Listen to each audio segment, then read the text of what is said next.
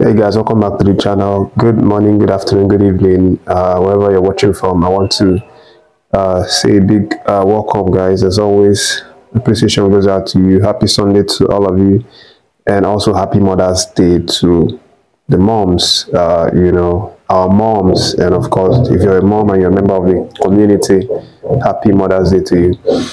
As always, guys, there are a number of interesting updates concerning our Nigerian Super Eagles. First of all, let me start with the good news, because obviously we have a number of bad news for this update.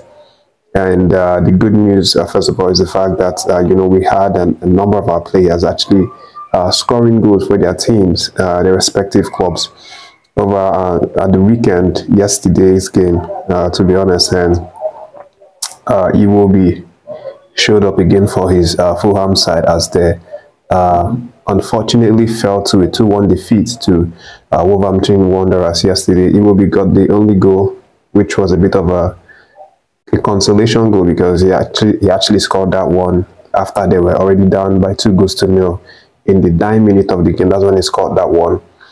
But again, despite the disappointing outing, it was something important for him. He's now had 5 goals in total in the EPL, and total of 6 goals for all competition, which is his best season so far. He's not been able to score up to 5 goals any of his EPL seasons, but this is an improvement to all the seasons that he's had, especially in terms of goal tallies.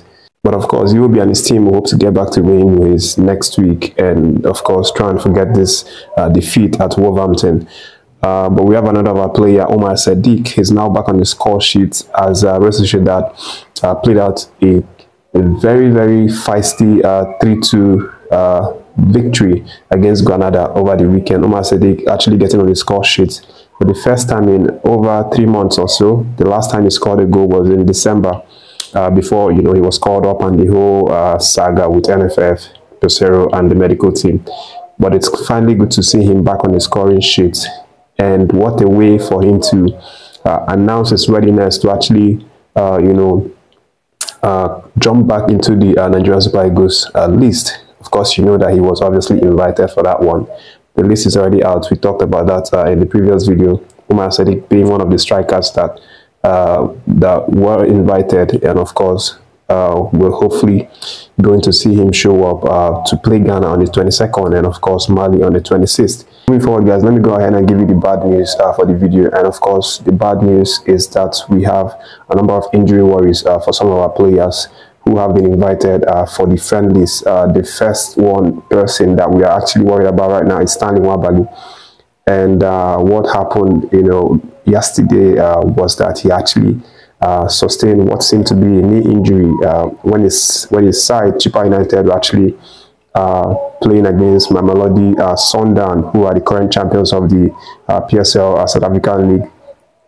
It was a bad outing for them. They lost that game 2-0, but it was a very, very tough match, very solid encounter, and they fought through the match.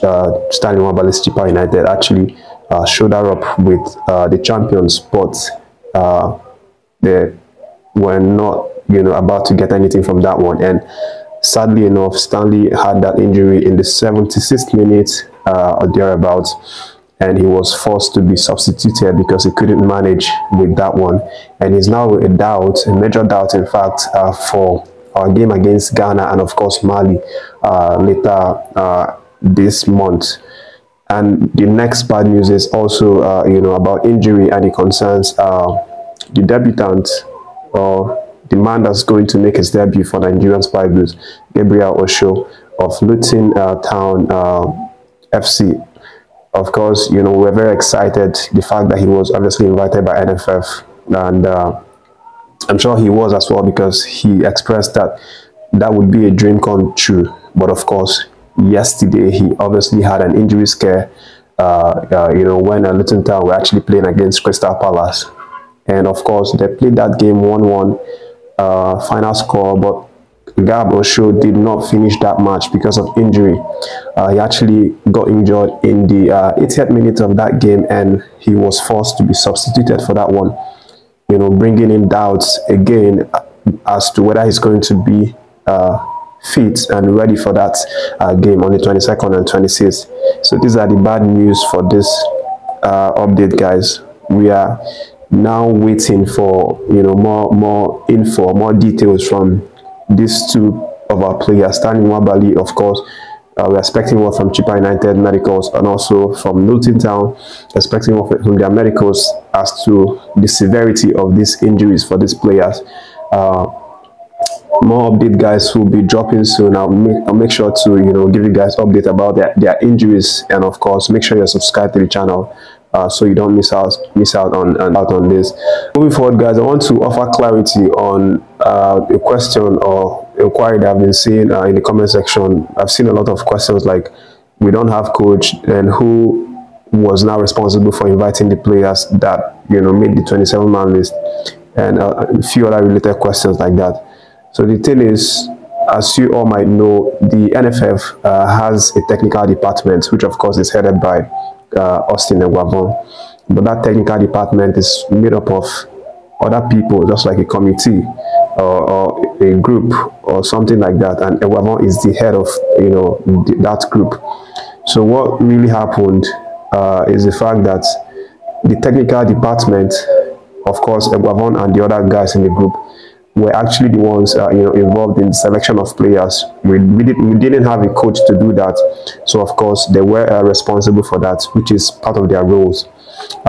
In fact, their roles, let me just list out their roles. Their roles include working, scrutinizing different coaches and make sure that the best coach that suits the what NFF wants is selected. That's one of their roles.